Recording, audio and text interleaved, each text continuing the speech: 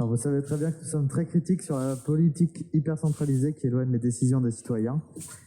Si nous reprenons l'historique de l'urbanisme de la métropole, il y a une centralisation par classe, par quartier, où la diversité était quand même présente et où il faisait bon vivre.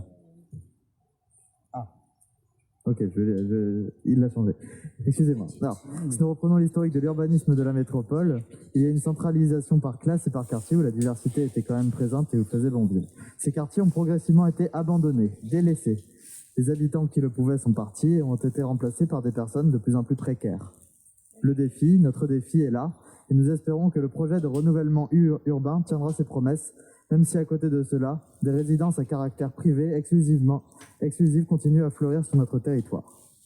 Il faudrait quand même être capable, nous, élus, d'imposer dans toute nouvelle construction un taux de logement à loyer modéré afin de rétablir une mixité et désenclaver les quartiers dits prioritaires.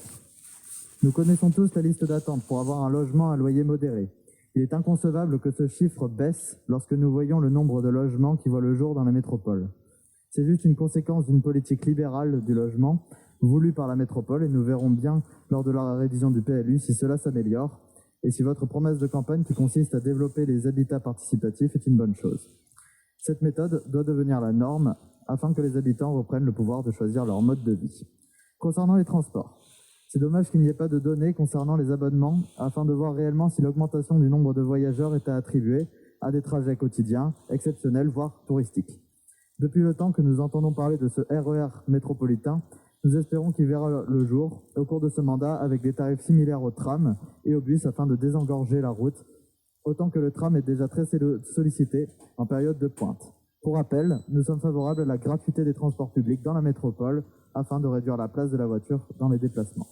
Nous émettons le vœu aussi d'une métropole moins centralisée et qu'elle s'apaise au lieu de grandir sans contrôle. Au lieu de faire venir toute la population dans les métropoles, il vaudrait mieux étaler l'activité un peu partout dans le département. Je vous remercie.